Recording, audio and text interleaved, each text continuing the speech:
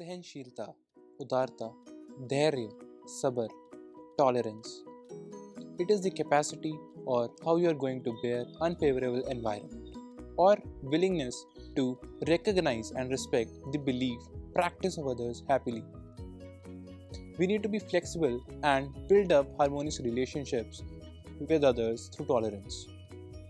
So let's hear the importance of tolerance from Dr. Segar. नमस्कार, अभिनंदन, आभार सभी का आज के संडे के फंडे कार्यक्रम में स्वागत।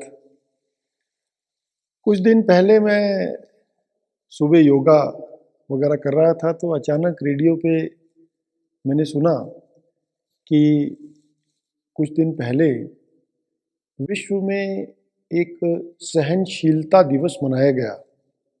तो मैं स्तब्ध रह गया, हैरान रह गया और मैं एकदम खड़ा हो गया और पिछले कई दिन से सोच रहा हूँ कि ये ऐसा क्या हुआ कि हमें सहनशीलता दिवस मनाने की आवश्यकता पड़ी। तो साथियों, मैं आपको ये बता दूँ कि 16 नवंबर को अंतर्राष्ट्रीय सहनशीलता टॉलरेंस डे मनाया जाता है और लगभग पिछले 25 वर्ष से यूनाइटेड नेशन लेवल पर ये मनाया जा रहा है। तो आप देखिए कि लगभग 1995 में इस बात को महसूस किया गया, समझा गया और ये बात देखी गई कि सहनशीलता की हमारे परिवारों में, समाज में, राष्ट्रों में लगातार जो कमी आ रही है, इसके लिए हमें सजग रहना पड़ेगा और हमें उदारशीलता, सहनशीलता, सहिष्णुता, जिसे हम सिंपल भाषा में सब्र कहते हैं, उसको बढ़ाने पर जोर देने की आवश्यकता है। आप भी इस बात के लिए हैरान हो रहे होंगे कि ये क्या विषय है, क्या बात है, लेकिन आप सुबह से शाम तक ये देखते हैं, महसूस करते हैं और अब इस बात को सुनने के बाद शायद थोड़ा और सोचें कि ये क्या है और ऐसा क्यों किया जा रहा है। मुझे याद आती हैं थोड़ी छोटी छोटी स्टोरीज, जिसके बाद मैं इस बात को और अच्छे ढंग से व्यक्त कर सकूंगा कि शिवाजी महाराज जो बहुत बड़े राजा महाराजा माने गए हैं, एक बार वो शिकार को जा रहे थे तो उनको अचानक घोड़े पे बैठे हुए एक पत्थर लगा। जब उनको पत्थर लगा तो उन्होंने आसपास देखा कि कोई नज़र तो नहीं आ रहा। इतनी देर में उन्होंने देखा कि एक बुजुर्ग महिला आ रही हैं और उन्होंने उनको कहा कि ये पत्थर ओह आपको लग गया, तो ये मैंने तो आम तोड़ने के लिए फेंका था दूर से, तो मुझे आप तो नज़र नहीं आए, लेकिन आम को तोड़ने के लिए मैंने ये पत्थर मारा तो आपको गलती से ऐसा लग गया। अब शिवाजी की जगह अगर कोई और होता और इतने बड़े स्टेटस, इतने बड़े लेवल पे राजा महाराजा होता तो वो क्या करता, कितना बड़ा दंड देता, अपने सहनशीलता को बिल्कुल खो दे देता। तो शिवाजी बहुत ही नम्र रहे और उन्होंने ये उस बुजुर्ग महिला को जो जवाब दिया कि जब एक आम का पेड़ पत्थर खाने के बाद भी इतनी बड़ी सहनशीलता रखते हुए हमें फल देता है, तो मुझे तो एक पत्थर लगा है, कोई बात नहीं, कुछ समय के बाद, कुछ दिन के बाद ये ठीक हो जाएगा। तो ये सहनशीलता का कितना बड़ा उदाहरण है। सहनशीलता बेसिकली जब चीज़ें हमारे अनुकूल ना हो, प्रतिकूल हो, हमारी इच्छाओं, हमारी भावनाओं के अगेंस्ट हो, उन परिस्थितियों में अपने आप को सजग रखना, अपने आप को उसी मॉडरेट लेवल पे रखना, उसी खुशी के साथ जीवन को जीना, इसी को हम सहनशीलता कहते हैं। एक और उदाहरण मुझे याद आ रहा है आज इस विषय पर बात करते हुए कि मेरे दादाजी भी कई बार इन बातों पर चर्चा किया करते थे। हम लोग छोटे थे तो हमें शायद उस समय इस बात के महत्व पर इतना समझ नहीं आती थी कि उन्होंने एक दिन महसूस किया कि उनके कोई मित्र हैं और उनके वहाँ पर लगभग 50 से अधिक जो परिवार के साथी हैं, जिसे हम संयुक्त परिवार प्रणाली या HUF कहते हैं, कि वो इकट्ठे मिलकर रहते हैं और बड़े खुश होकर रहते हैं। बहुत अच्छा उनका कोर्डियल रिलेशनशिप है। तो वो हैरान हुए और बहुत सोचने पर मजबूर हुए कि इतनी पीढ़ियां मिलकर एक दूसरे के साथ कैसे रह सकती हैं।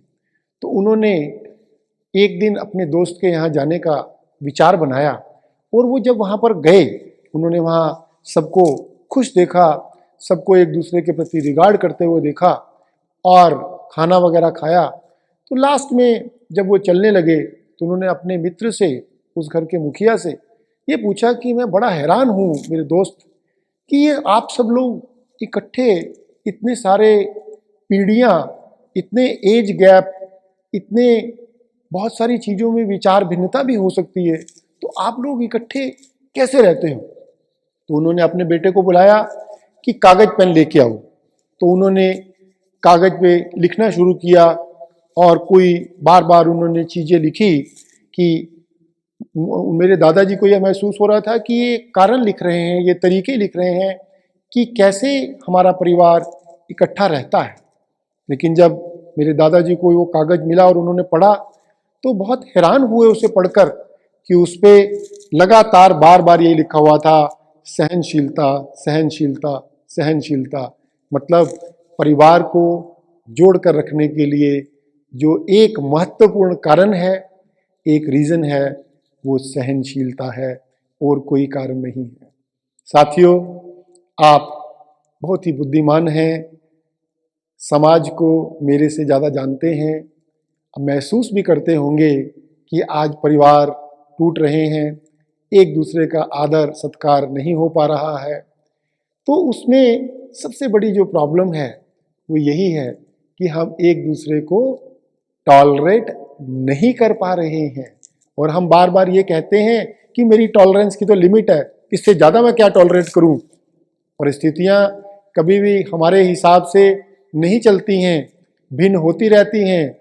और चाहे बुजुर्ग हैं, उनको छोटों को टॉलरेट करना है, बार बार ये कह के कि हमारे ज़माने में तो ऐसे होता था, अब ऐसे कैसे हो गया, उस ज़माने में तो IT नहीं होती थी, मोबाइल नहीं होता था, फेसबुक नहीं होता था, इस तरह का खाना नहीं होता था। और यंगस्टर को ये समझना है कि जो हमारे बुजुर्ग हैं, इन्होंने क्या संघर्ष किया है, धूप में इन्होंने कोई बाल सफ़ेद नहीं किए हैं। और जब परिस्थितियां हमारे अनुकूल ना हो, चाहे वो खाने की बातें हों, चाहे वो कपड़े की बातें हों, चाहे मकान की बात हो, चाहे वाहन की बात हो, हमें अपने आप को और ज़्यादा उदार बनाना होगा, और ज़्यादा सहनशील बनाना होगा। तभी हम एक अच्छा समाज, राष्ट्र बना पाएंगे। और शायद इस बात की कल्पना की जा सकती है कि सहनशीलता दिवस मनाने की जरूरत ना पड़े, क्योंकि सहनशीलता तो दिन में कई बार हमें दिखानी पड़ेगी। और कई बार हम देखेंगे कि बच्चे गलतियां कर रहे हैं और वो कहते हैं, इसको हारमनी भी कहते हैं। और हारमनी का मतलब है हार मनी, बार बार हारना।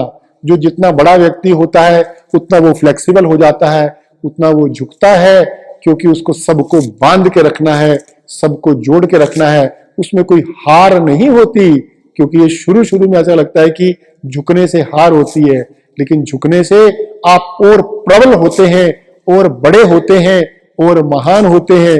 और दुनिया, परिवार और समाज आपको याद करता है कि आपने सबको जोड़ने के लिए क्या क्या प्रयास किए। क्योंकि तोड़ना तो बहुत आसान है। तो इसलिए अभिमान और घमंड में कभी ये ना सोचे कि मैं बहुत बड़ा हूँ, मुझे सहनशीलता करने की जरूरत नहीं है। सहनशीलता हमें, अगर हमारी भाषा के अगेंस्ट कोई व्यक्ति आया है, जो भाषा हमें नहीं आती है, या उसका तरीका, या उसके कपड़े, या उसका चाल चलन, तो हमें उसे भी सहन करना है। तो साथियों, आज के इस संडे के फंडे कार्यक्रम में मैं आपसे यही आग्रह करूंगा कि अपनी सहनशीलता, टॉलरेंस को बढ़ाएं, उदार बने, सहिष्णुता को इंक्रीज करें, एक दूसरे के धर्मों का आदर करें, एक दूसरे के खाने के तरीकों का आदर करें, एक दूसरे के कपड़े वेशभूषा का आदर करें, और एक राष्ट्र और दूसरे राष्ट्र में जिस तरह का काफ़ी फर्क होता है, लेकिन फिर भी हमें उसको खुशी के साथ सहन करना है, ना कि दुख और परेशानी के साथ। तब हमें जीने का बहुत ही अधिक आनंद आएगा। नमस्कार, अपना बहुत बहुत ख्याल रखें।